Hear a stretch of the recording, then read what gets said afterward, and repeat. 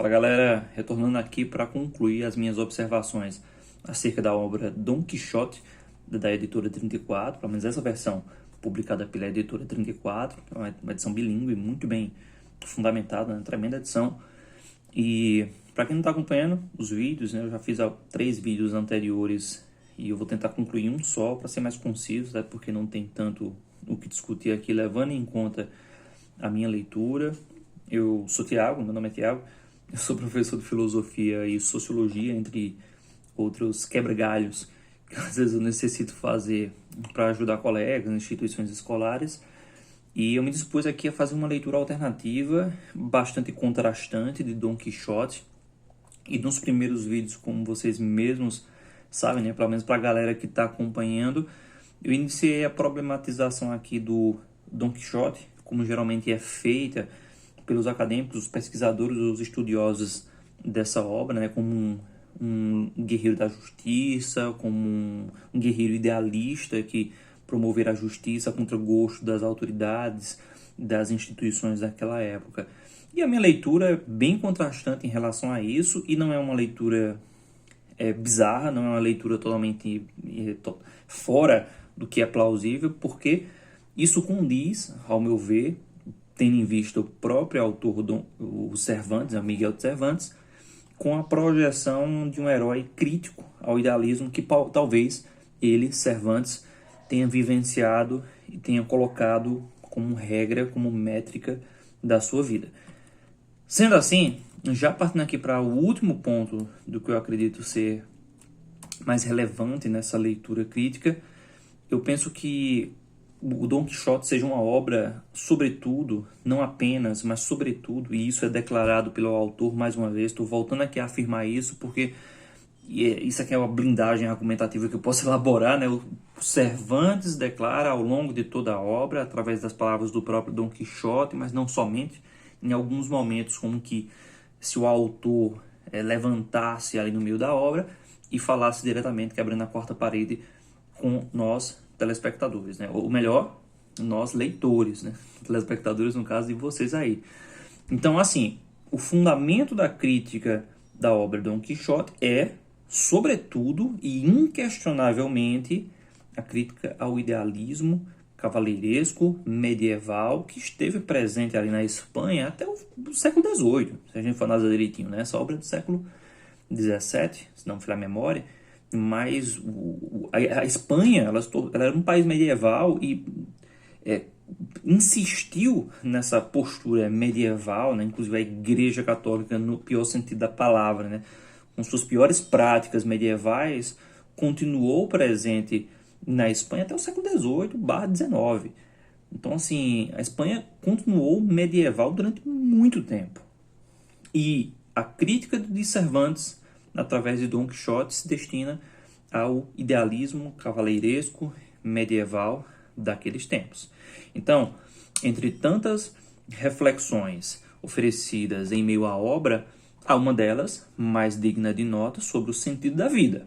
Ok, né, isso aí é plausível, está patente na obra, né? O Dom Quixote é uma figura que demonstra querer questionar o sentido da vida, e ele em si é um questionador do sentido da vida, já que ele projeta na sua existência, no seu agir, no seu atuar, um sentido que contrasta com a realidade em que ele vive. Então, ele em si, enquanto personagem, está questionando o sentido da vida. Pô, será que existe um sentido pré-estabelecido? Somos nós que projetamos sentido na vida. Será que a vida, na verdade, atende ao sentido que nós almejamos e projetamos? Ou ela tem um sentido a priorístico, que sempre foi uma coisa patente no mundo antigo e no mundo medieval, que bebeu muito aí do mundo antigo, das obras de Platão, Aristóteles, entre outros autores, sem falar, claro, da referência maior que é o cristianismo, com uma leitura metafísica da realidade.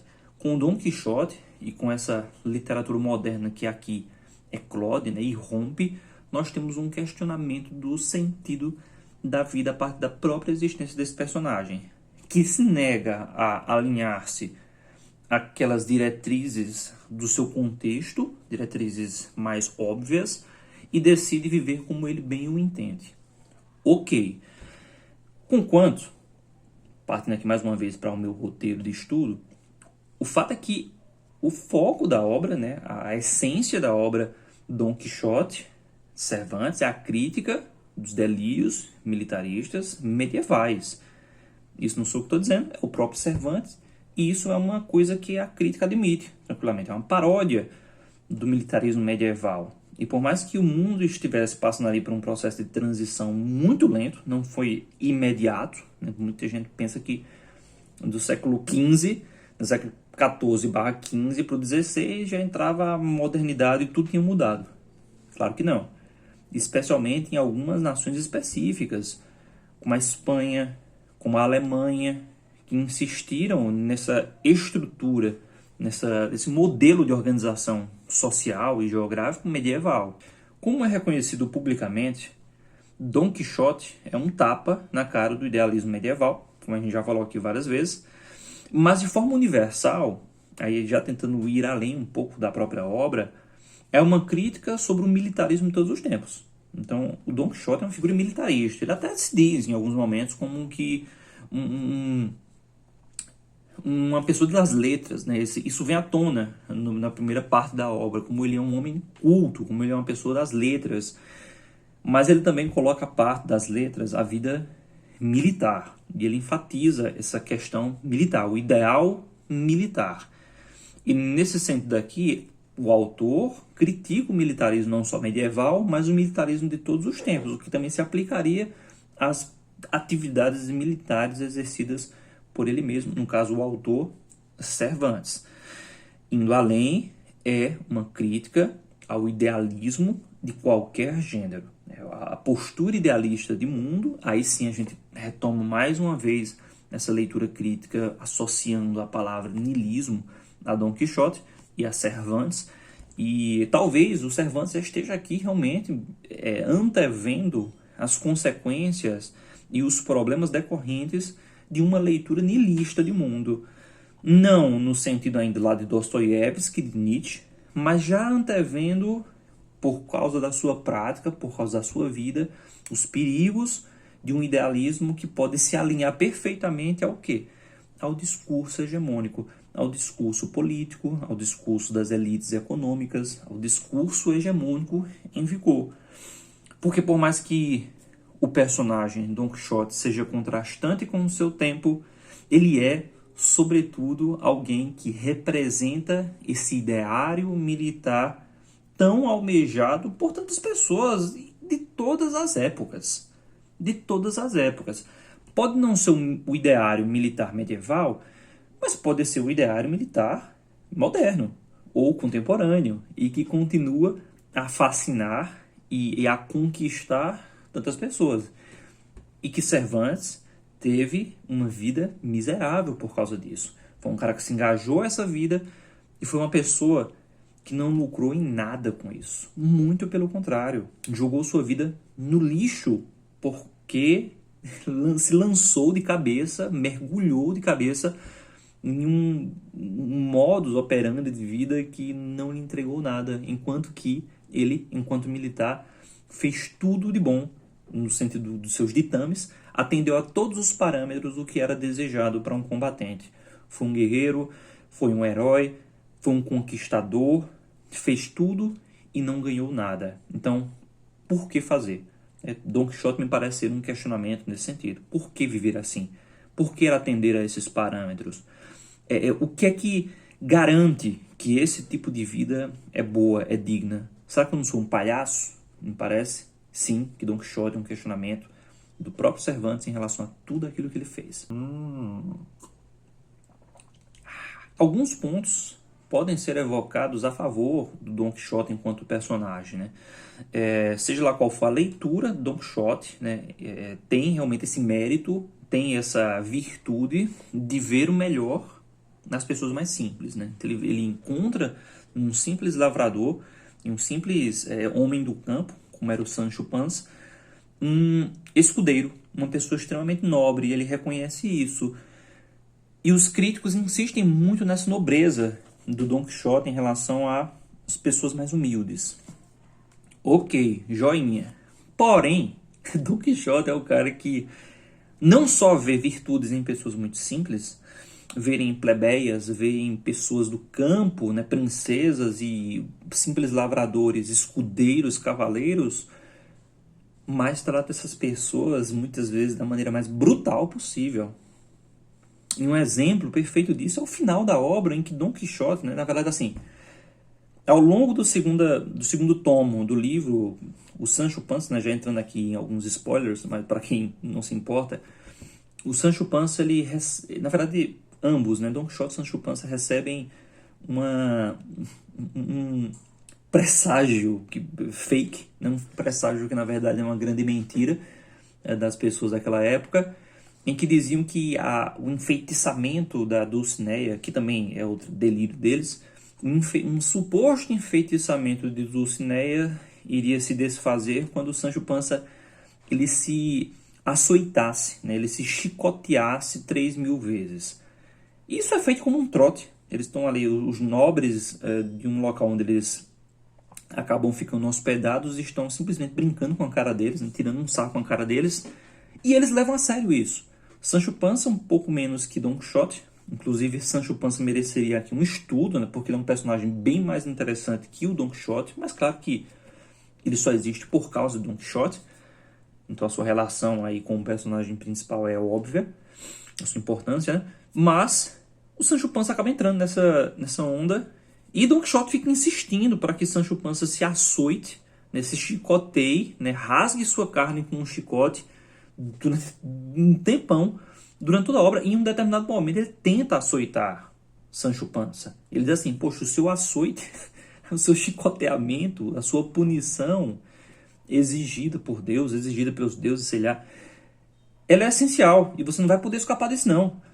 E se Sancho Panza não conseguisse se impor fisicamente contra Don Quixote, ele teria feito, ele acaba se impondo. Então são situações bem engraçadas, mas que você já vê o caráter do personagem Don Quixote e o problema em volta desse personagem. É porque ele está disposto a chicotear seu escudeiro, seu amigo, seu único amigo, em nome de um suposto encantamento. E se Sancho Panza não conseguisse se impor, ele teria feito. Ele teria chicoteado, talvez até a morte, o seu amigo, né? Porque ele estava no nível máximo da sua loucura. Depois ele acaba, né? Sancho Panza muito esperto, racional, ele vai dizer assim, me pague tal quantia para que eu me chicoteie. E Don Quixote, como um cara que tem alguma grana, ele vai e aceita isso, né? E Sancho Panza se faz que está se chicoteando, acaba ali por causa de uma ilusão de ótica, ele se faz que ele começa a se chicotear, a se açoitar, mas na verdade ele está açoitando a árvore, né? E Don Quixote fica feliz com isso e fica por isso mesmo. Até ele pede para parar, não, pare, Sancho, né? Guarde 1.000 chicotados para amanhã, só dê 2.000 agora, não precisa passar as 3.000 não. E Sancho Panza fica enganando ali Don Quixote também. Parece uma metáfora muito óbvia em relação a como a burguesia, por exemplo, ou as elites de uma época lidam com as pessoas mais pobres, as classes mais desfavorecidas, né? Como se elas tivessem que pagar seus pecados ou tivessem que arcar com os custos de seus ditames, né? Don Quixote é como que um burguês ou mesmo um homem de terras. Sancho Panza apenas um trabalhador, um humilde trabalhador que entra na onda e decide acatar a loucura de seu senhor, do cavaleiro em questão, para ganhar uma grana. E ele tira por cima, ele sai por cima, no final das contas, disso, né? Porque ele consegue enganar o Don Quixote. Por fim, não menos importante, tem uma conclusão aqui bem inconclusiva, é importante frisar que a maior lição da obra talvez seja o questionamento dos ideais que permeiam as nossas vidas como um todo. Por exemplo, os ideais de amor, os ideais de trabalho, nossos ideais políticos. Até que ponto esses ideais não nos transformam em loucos? Será que nós poderíamos ser Don Quixote diante do mundo? E isso, mais uma vez, me faz insistir que o personagem, ele não é um herói, muito pelo contrário, ele é quase um vilão. Ele é quase uma figura trágica que retrata o pior que pode acontecer diante de alguém que leva a sério demais seus ideais.